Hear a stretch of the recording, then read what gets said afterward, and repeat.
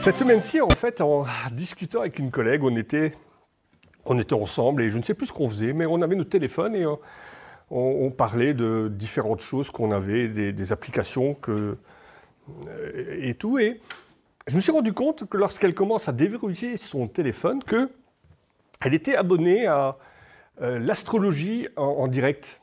Elle recevait les messages comme nous recevons parfois certains, en tout cas sur leur téléphone. On reçoit les messages, sa parole pour aujourd'hui, le pain de vie, etc. Et elle recevait l'astrologie. Ça m'a marqué, ça m'a amené à une réflexion. C'est impressionnant le nombre de personnes qui consultent l'astrologie, la voyance et toute autre science, on va dire, entre guillemets, paranormale. Et j'ai été rechercher un petit peu les sondages de croyances, quelle proportion ça avait. Parce que c'est vrai que depuis toujours, l'homme a toujours été attiré par tout ce qui se rapporte au futur. Qu'est-ce qui me réserve? C'est quoi le futur? Le futur, c'est loin. C'est quoi l'avenir? Est-ce qu'il y a moyen d'avoir des infos, des lumières, des pistes sur le chemin que je dois suivre? Alors, le diable fait bien les choses, on peut lui reconnaître cela. Il a mis toute une série de sciences, entre guillemets, paranormales, pour attirer dans ses filets les personnes, j'ai même pas envie de dire crédules. J'étais surpris, j'ai vraiment été surpris des sondages qui ont été faits. Les sondages, c'est à la mode actuellement. Et alors, j'ai été surpris de voir que 43% de personnes croient, par exemple, à l'astrologie. C'est énorme, 43%. 28% de personnes pensent et croient à la sorcellerie. 26% pour la voyance et la numérologie. 23% pour la cartomancie. Alors ça fait beaucoup. C'est énorme. Cette envie de savoir ce que le demain me réserve. Quel chemin prendre? Est-ce que je dois aller à Lidl ou est-ce que je dois aller à Deleuze? Et je dis même pas sans rigolant parce que lorsque... par curiosité, j'ai été voir. C'est surprenant. En fait, c'est du passe-partout. C'est du passe-partout. Chacun peut s'y retrouver dans ce truc-là. Vous allez rencontrer quelqu'un aujourd'hui. Bah oui, sur une journée. Qu'est-ce qu'on rencontre? On rencontre plein de gens. Mais les gens y croient. Et on ne peut même pas dire que ce sont les bénés qui y croient. On ne peut même pas dire que ce sont les gens moyens, les bêtas, les bébêtes. On ne peut même pas dire ça parce que des hommes politiques y croient. Parce que des industriels, des hommes d'affaires croient en cela. Dans les années 80, le président français François Mitterrand s'intéressait à l'astrologie. Et il lui arrivait fréquemment de consulter la célèbre voyante Élisabeth Tessier. Et elle lui disait par exemple les meilleurs jours, les meilleures dates pour s'adresser aux Français. Jacques Chirac et Valéry Giscard d'Estaing, eux, faisaient appel à un prédicateur tunisien. Et cela dit, d'après la légende, il lui aurait prédit sa victoire aux élections. Comme quoi, c'est impressionnant le nombre de personnes qui croient en ce genre de science. Et que dire de Nostradamus? Quelqu'un un jour m'a appelé en me montrant ce livre de Nostradamus en me disant « c'est impressionnant ». Impressionnant ce que Nostradamus, dans les années 1555, avait prédit, comme les attentats du World Trade Center, le fait d'avoir marché sur la Lune, la bombe atomique, et bien d'autres choses encore. On sait que c'est faux. Ça a été prouvé, on sait que c'est faux. Ce livre est une hérésie. Mais les gens y croient. Que me réserve l'avenir? Mon épouse, qui travaille dans un magasin, on en discutait ensemble, les vendredis 13, la vente de tickets à gratter, ça explose. Et mieux, les vendredis 13, 13h, 13 minutes. Et on lui demande de tirer le ticket de la main gauche, main du cœur. C'est impressionnant. Et 1 million, mais qu'est-ce que l'avenir? Qu'est-ce que le futur sera beau si je pouvais gagner les millions? Qu'est-ce que l'avenir sera bien? Ces histoires de voyance m'ont fait penser à ces arnaques amoureuses que ceux et celles qui sont sur les réseaux sociaux, vous en recevez peut-être. Moi, j'en reçois minimum 5 ou 10 par jour.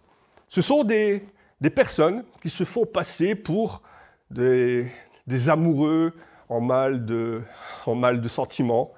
Et vous recevez des messages comme ça, des demandes d'amour, des révélations. J'aime ton compte, j'aime la personnalité que tu as. Est-ce que on peut pas se rencontrer, mais est-ce qu'on peut faire connaissance? Et en fait, ce sont des arnaques. Des arnaques, et ces personnes-là vont rechercher comme ça les points faibles, les faiblesses, les failles, pour s'y engouffrer et ainsi extorquer des sommes. Et des personnes se laissent avoir. La voyance, ça me fait penser à ça. Combien de personnes ont été déplumées à cause de ce genre de choses? Parce que le monde a besoin d'espérance. L'espérance pour demain, l'espérance du futur. L'espérance pour sa famille. Et ces pseudo-mages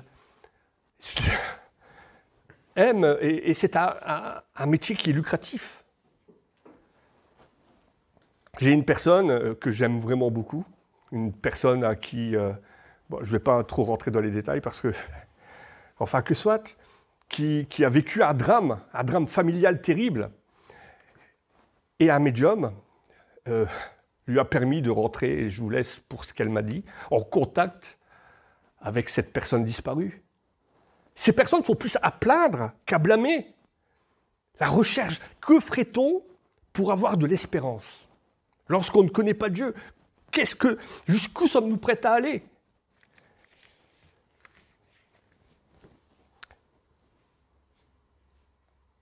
Je lui disais, mais les morts, ça ne parle pas. Les démons, oui. Qu'y a-t-il de surprenant? Rien d'étonnant, n'est-ce pas? 2 Corinthiens 11, 14, puisque Satan lui-même se déguise en ange de lumière. Alors vraiment, je pense qu'il y a vraiment le monde, l'humanité a besoin d'espérance. J'ai lu une fois un sketch, et ça m'a bien fait rire. Il raconte l'histoire d'un individu qui se rend chez une voyante, et à peine assis, il met une grosse gifle à la voyante, en lui disant « Celle-là, tu ne l'as pas vue venir. Hein » Et c'est vrai que quelque part, on aurait envie de faire ça. À ces menteurs, à ces charlatans, quelque part, on aurait envie de faire ça. Mais plus sérieusement, le prophète Ésaïe nous donne la bonne réponse à avoir face à ces sciences. Ésaïe 8, verset 19. « Si l'on vous dit, consultez ceux qui évoquent les morts, et ceux qui prédisent l'avenir, qui poussent des sifflements et des soupirs, répondez, un peuple ne consultera-t-il pas son Dieu, s'adressera-t-il aux morts en faveur des vivants ?» Et c'est ça, en fait, la réponse. Toutes les sciences, toutes les tentatives pour comprendre, pour envisager le futur sont vaines, parce qu'il n'y a qu'une seule personne qui est capable de nous aider pour l'avenir, c'est notre Dieu. Notre Dieu. Et toujours le prophète Ésaïe, Ésaïe 44, versets 7 à 8. Qui a comme moi fait des prédications, qui le déclare et me l'éprouve? Depuis que j'ai fondé le peuple ancien, qu'il annonce l'avenir et ce qui doit arriver. N'ayez pas peur, ne tremblez pas. Ne te l'ai-je pas depuis longtemps annoncé et déclaré? Vous êtes mes témoins. Y a-t-il un autre Dieu que moi? Il n'y en a pas d'autre. Il n'y a pas d'autre rocher, je n'en connais point. Sur base de la parole de Dieu, nous pouvons dire et nous affirmons que l'avenir ne se trouve pas dans une boule de cristal. Nous affirmons que l'avenir ne se trouve pas dans les lignes d'une main. Nous affirmons et nous devons affirmer que l'avenir ne se trouve pas chez un marabout, chez un médium, chez un astrologue, mais dans la parole, sa parole de Dieu. Et le psalmiste le déclare. Le fondement de ta parole est la vérité, et toutes les lois de ta justice sont éternelles.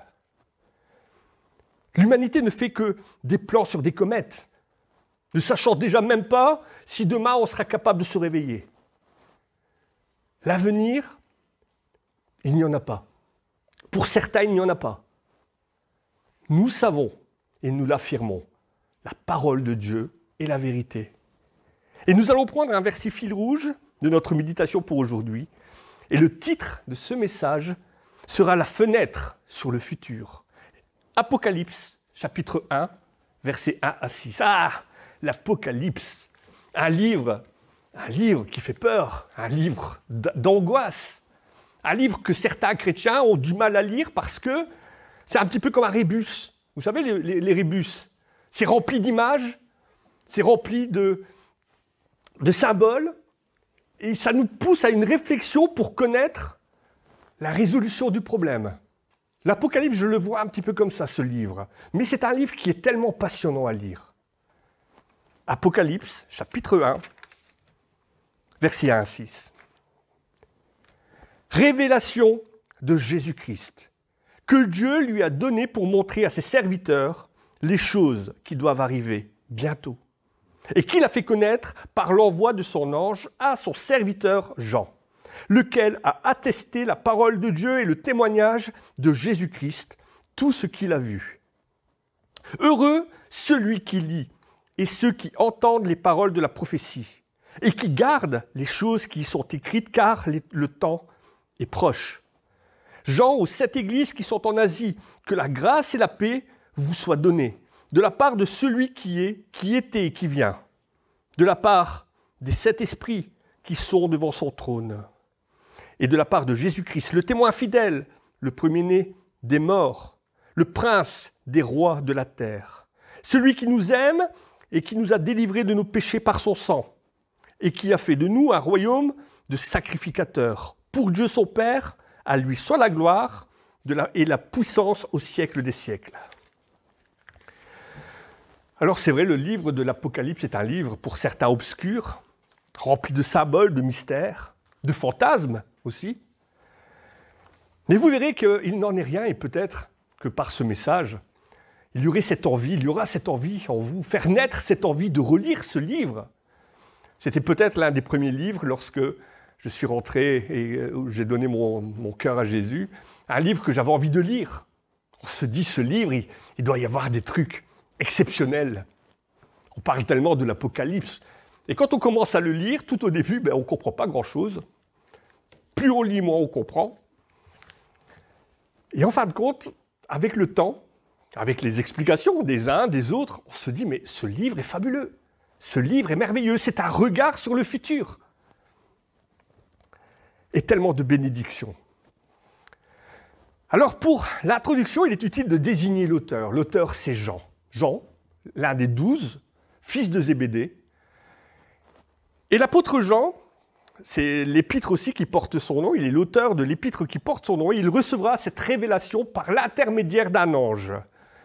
Ce qui fait de ce livre un livre particulier par rapport à tous les autres livres. Les anges vont participer à la création, à la mise en place de ce livre.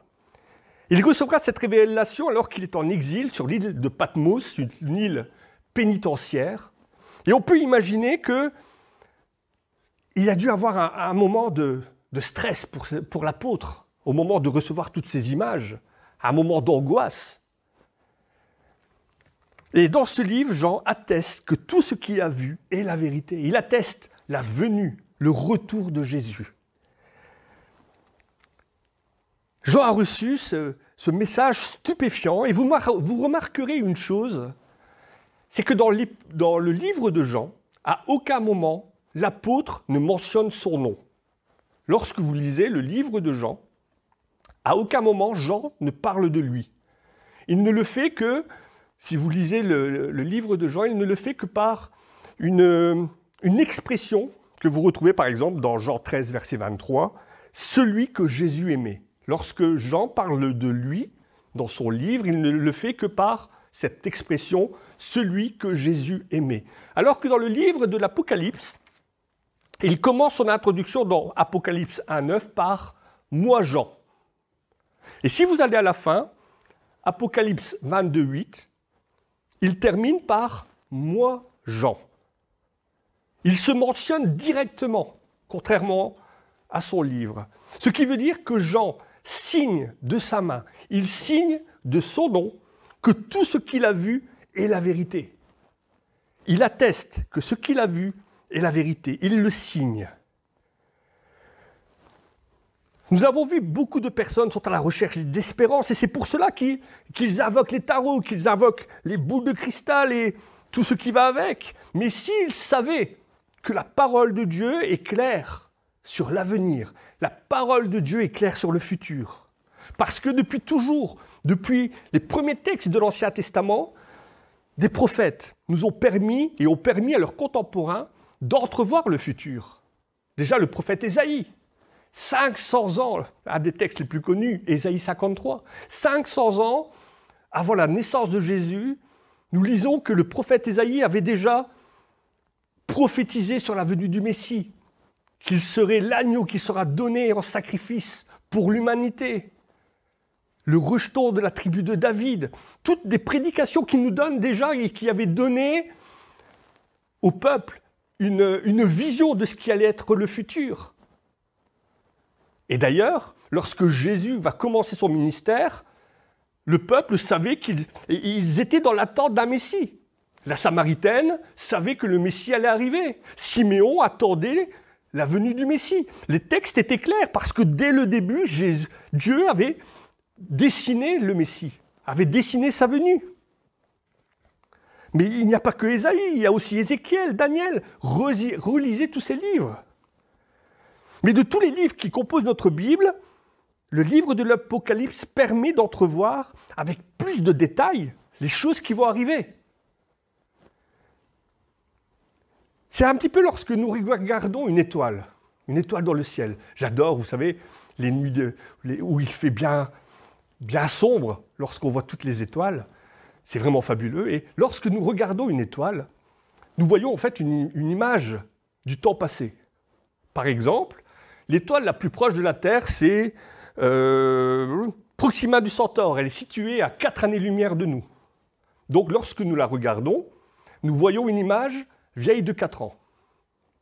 Et bien de la même manière, lorsque nous lisons le livre de l'Apocalypse, c'est comme si on avait un télescope qui nous permettait de voir la naissance du futur. Voir les choses telles qu'elles se dessinent, telles qu'elles vont se dessiner. Et ça, c'est merveilleux. Ça, c'est merveilleux. Nous voyons le rétablissement à l'avance du royaume de Dieu. C'est le point culminant de l'histoire. Une histoire qui arrive à sa fin. Ou plutôt qui arrive à un nouveau départ. C'est mieux de le dire comme ça. Alors beaucoup, et comme ça a été dit, beaucoup, et même chez les chrétiens, pensent que ce livre de l'Apocalypse, est un livre obscur et complexe. Mais pensez-vous que Dieu a voulu dissimuler la vérité? Pensez-vous que Dieu a fait en sorte que le livre que nous trouvons obscur, que nous trouvons difficile à comprendre, pensez-vous que Dieu a fait ça de sorte qu'il veut nous dissimuler la vérité? Alors que pourtant, il est de la Genèse jusqu'au livre de Jude, Dieu a toujours été très clair sur les choses. Et très bien expliqué. Dès le début, Dieu a clairement promis un sauveur aux hommes. Et il a toujours parlé avec clarté. Alors pourquoi voulez-vous que le chapitre final soit obscur et caché?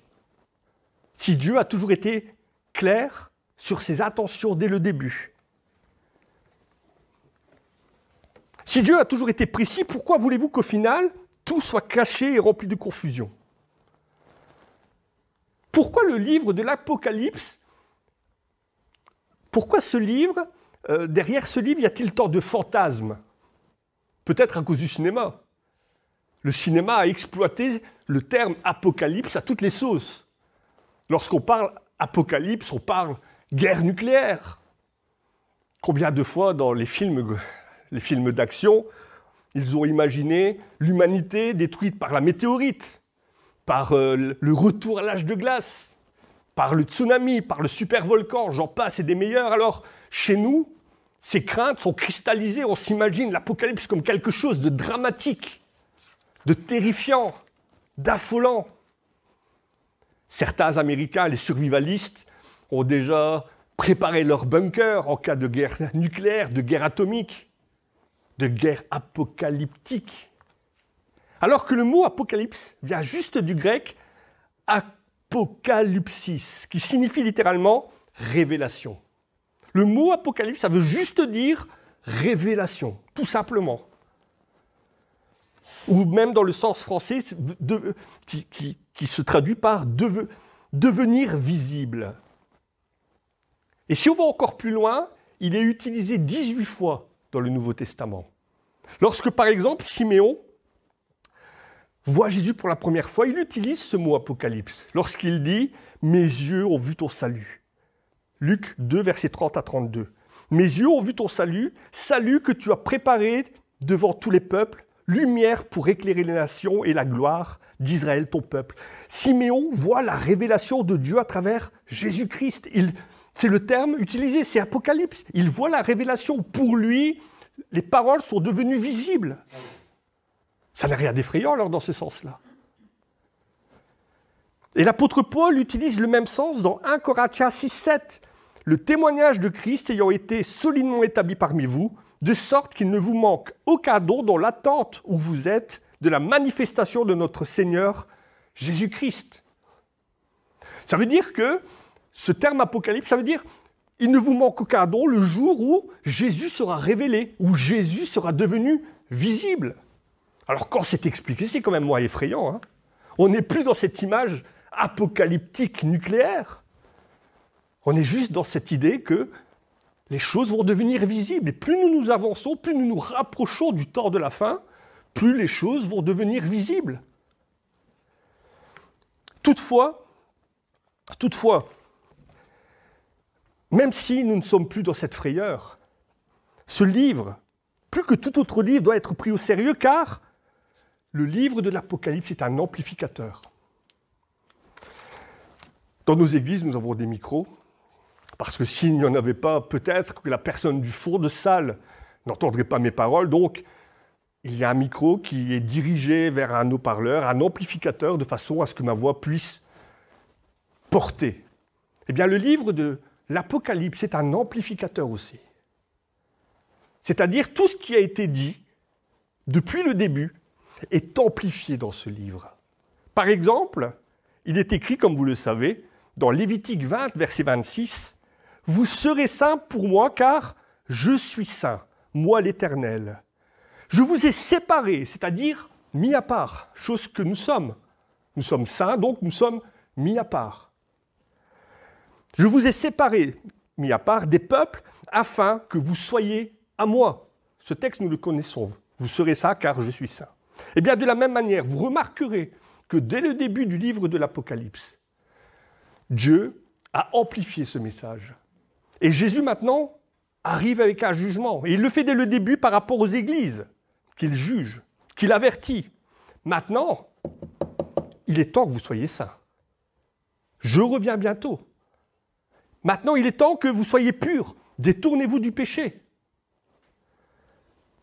Et cette lettre actuelle, qui est adressée toujours à toutes ces églises, comme lorsque Jésus va s'adresser à Éphèse.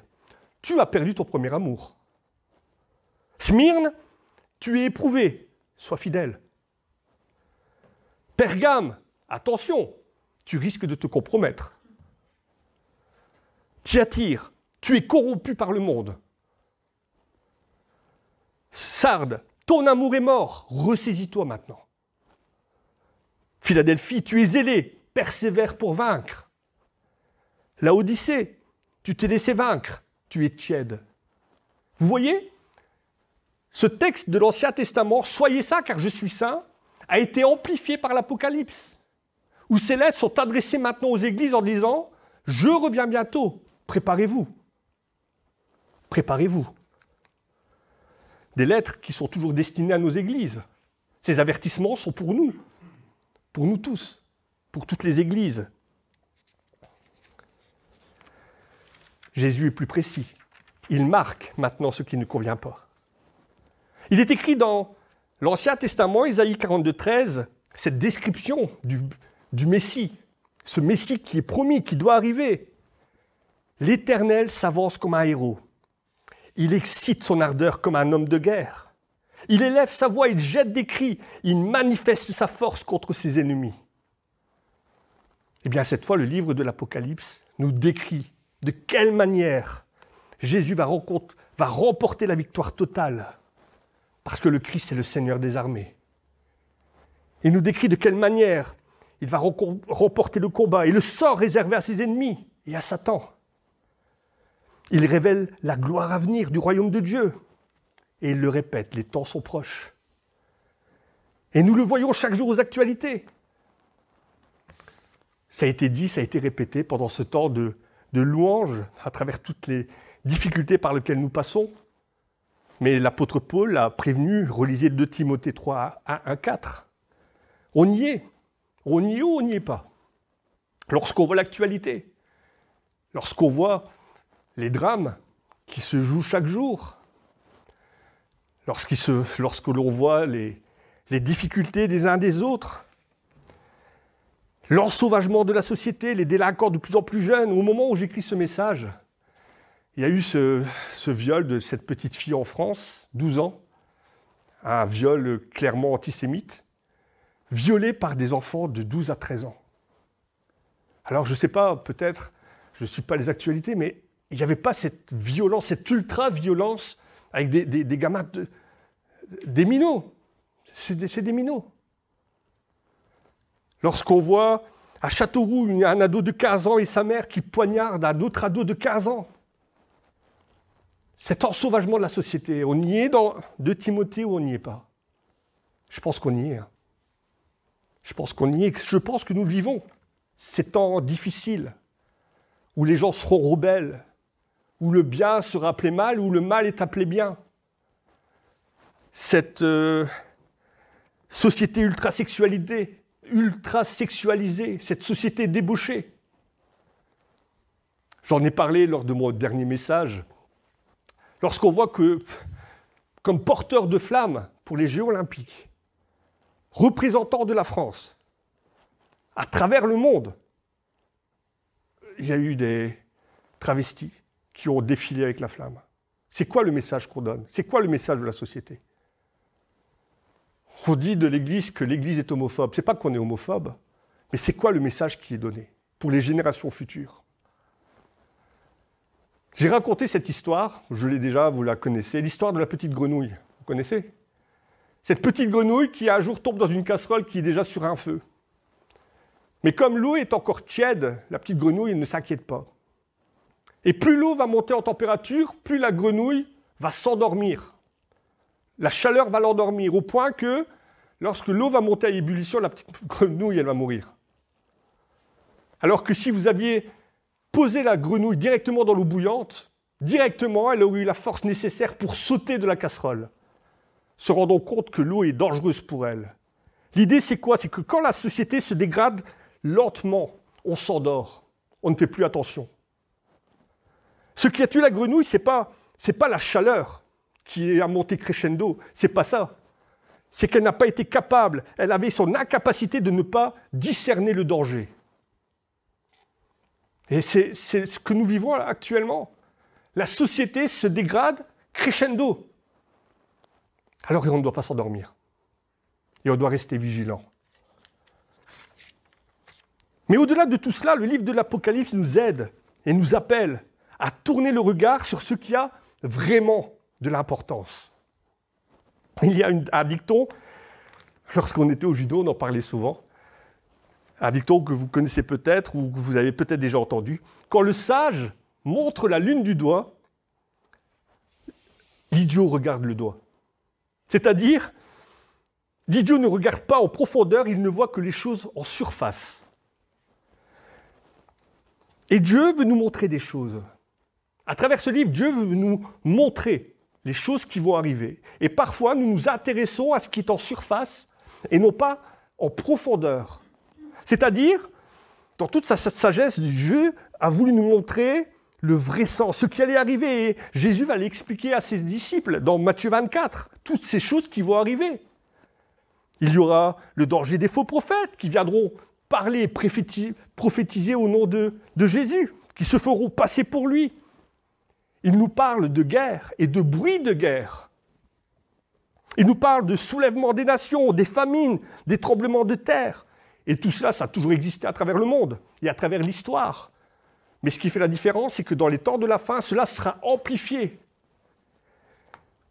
Et il nous dit d'ailleurs dans Matthieu 24, verset 8, « Tout cela ne sera que le commencement des douleurs. » Alors, encore une fois, nous portons le regard sur ces choses. La guerre en Ukraine, la guerre à la porte de l'Europe. Ah, ça y est, on y est. Guerre et bruit de guerre. Le président Macron qui était prêt à envoyer des hommes. Alors là, on devient un État belligérant. Donc on peut se ramasser un obus sur la tronche à n'importe quel moment si ça se passe. Et Poutine a prévenu qu'il fallait combien? 5 minutes, moins de 5 minutes pour que de Moscou ça arrive à Paris. Bruxelles, l'OTAN. Alors là aussi, on commence à avoir peur. Bruxelles, qui est un monstre. On a déjà commencé à creuser un chat dans le jardin. Les famines. On en parle des famines. Les épidémies. Avec le Covid, le Covid a eu cette bonne chose de nous montrer que l'État et le monde pouvaient être paralysés très vite. Jamais on n'aurait imaginé qu'un État, que des États soient paralysés comme nous l'avons vécu. Que des églises soient fermées. Et on porte notre regard sur ça. Ça cristallise nos peurs. Mais est-ce que le message d'Ésaïe 41, verset 10, est-ce qu'il est encore d'actualité? Lorsque le prophète nous dit ceci, « Ne crains rien, car je suis avec toi. Ne promène pas des regards inquiets, car je suis ton Dieu. Je te fortifie. Je viens à ton secours. Je te soutiens de ma droite triomphante. » Est-ce que ce verset, est-ce que nous le lisons dans notre société? Est-ce que ce verset, nous le faisons nôtre? Est-ce que nous voyons les choses en surface, c'est-à-dire les tremblements de terre, les bruits de guerre, les bouleversements des nations, ou est-ce que nous tournons notre regard en profondeur en nous disant « Ne crains rien, car je suis avec toi ». Le livre de l'Apocalypse, au-delà de tout ça, c'est avant tout le retour de Jésus. Et c'est sur ça qu'il faut poser son regard. Ce n'est pas sur les choses, ce sont des conséquences. Mais la profondeur du texte, c'est le retour de Jésus. Et c'est sur ça que nous devons poser notre regard. Pas sur ces choses-là. Pas sur les catastrophes. Posons notre regard sur le retour de Jésus parce que c'est le fil rouge du texte. C'est la révélation de Jésus-Christ. Jésus dira à ses disciples dans Luc 21, verset 28, « Quand ces choses commenceront à arriver, redressez-vous et levez vos têtes parce que la délivrance approche. » C'est là qu'il faut poser son regard. Lever les yeux au ciel parce que la délivrance approche. Jésus, dans Matthieu 24, versets 37 à 42, encore et toujours pour illustrer, va utiliser l'exemple de Noé pour illustrer les temps de la fin. Il dit ceci, « Ce qui arriva au temps de Noé arrivera de même à l'avènement du Fils de l'homme. » Il parle de son retour. « Car dans les jours qui précédèrent le déluge, les hommes mangeaient et buvaient, se mariaient, marièrent leurs enfants, jusqu'au jour où Noé entra dans l'arche. Et ils ne se doutèrent de rien jusqu'à ce que le déluge vînt. Et les emporta tous. Et il en sera de même à l'avènement du Fils de l'homme. Alors, 2 hommes seront au champ, et l'un sera pris, l'autre laissé. 2 femmes moudront à la meule, l'une sera prise, l'autre laissée. Veillez donc, puisque vous ne savez pas quel jour votre Seigneur reviendra. » Là encore, cela fait peur. On se dit, certains seront pris, d'autres non. Quitte à nous prendre autant que ce soit avant les contributions. Et on peut avoir peur. Mais dites-moi, si on prend l'exemple de Noé, Dieu n'a-t-il pas attendu que Noé soit en sécurité dans l'arche avant de lancer le déluge? N'en fera-t-il pas de même pour les temps de la fin? Et quand bien même l'Église devrait traverser cette fameuse tribulation, c'est-à-dire ces temps difficiles, ces temps douloureux, l'arche a traversé la tempête. Et ceux qui étaient à l'intérieur étaient à l'abri. De quoi avons-nous peur alors? De quoi avons-nous peur? Dites-moi. Quel est le message que l'ange a donné aux bergers juste après la naissance de Jésus? N'ayez pas peur. Et ce message est toujours d'actualité. N'ayez pas peur, petit troupeau. Dans sa révélation, Jean voit aussi un ange, dans Apocalypse 7, versets 2 à 3, un ange qui montait du côté du soleil levant et qui tenait le sceau de Dieu vivant, criant d'une voix forte aux 4 autres anges à qui il avait été donné de faire le mal à la terre, à la mer. Et il dit, « Ne faites point de mal à la terre, ni à la mer, ni aux arbres, jusqu'à ce que nous ayons marqué du sceau le front des serviteurs de notre Seigneur. » De quoi avons-nous peur? Est-ce que ce livre est si terrifiant, en fin de compte? Portons-nous notre regard sur ces catastrophes ou portons-nous notre regard sur le retour de Jésus? la révélation de Jésus. N'ayons pas peur et réjouissons-nous. Notre Seigneur est de retour. Il revient bientôt. Voilà le message à retenir. Il revient bientôt. Ne perdons pas cela de vue. Le livre de l'Apocalypse n'est pas un livre qui est destiné aux sceptiques, car leur sens en est caché. Et d'ailleurs, Jésus a toujours caché le sens de ses paraboles aux sceptiques. C'est pour ça qu'il parlait en paraboles, justement pour leur cacher le sens. Mais à nous, guidés par l'Esprit Saint, il nous est demandé de chercher et vous trouverez. Frappez, on vous ouvrira. Demandez, on vous donnera. Et le Père nous a fait connaître, il a fait connaître ce message aux véritables serviteurs afin de leur faire connaître les choses à venir. Voilà pourquoi ce livre a aussi une saveur aigre-douce. On connaît cette sauce aigre-douce, les amateurs de restaurants chinois la connaissent, c'est un mélange de sucré et d'acidité. Parce que d'un côté, vous avez les bénédictions liées aux enfants de Dieu, le retour de Jésus, la gloire à venir. Comme ça a été dit dans les prières, le fait de savoir qu'il n'y aura plus souffrance, qu'il n'y aura plus de pleurs, qu'il n'y aura plus de mort, plus de maladie, que la paix sera établie, que nous serons aux côtés de Jésus pour l'éternité, que nous pourrons chanter sa gloire, ses louanges. C'est le côté sucré. Mais de l'autre, il y a l'acidité, l'amertume, les grincements de dents pour ceux qui auront rejeté le message. Un livre qui fait référence à l'agneau qui a été immolé pour le salut de l'humanité. Mais il fait référence aussi à la colère de l'agneau. Un livre qui fait référence à des fleuves d'eau vive. Et nous vivrons et nous avons déjà en nous ces fleuves d'eau vive. Mais il fait référence aussi à l'étang de feu. Voilà pourquoi ce livre doit être pris au sérieux. Et voilà pourquoi il est écrit « Heureux celui qui lit et ceux qui entendent les paroles de la prophétie, qui les gardent, qui gardent les choses qui sont inscrites, car le temps est proche. » Lire, entendre et garder. Ce que l'Église fait. Alors en conclusion, les évangiles nous ont éclairés sur l'humanité de notre Seigneur, parce que sa divinité était cachée par son humanité. Son œuvre, ses souffrances. Et le monde ne connaît Jésus, et si nous sortons et si nous posons la question en micro-trottoir, n'importe quel badaud nous dira que Jésus, c'est l'enfant dans la crèche, c'est celui qui a été crucifié. Et le monde ne le connaît que comme ça, mais il est du plan de Dieu que le monde le voit un jour dans sa gloire, dans sa majesté. Il a reçu du Père toute autorité, nous l'avons lu. Il revient et il tient dans sa main, avec les trous encore percés, le titre de propriété de l'humanité.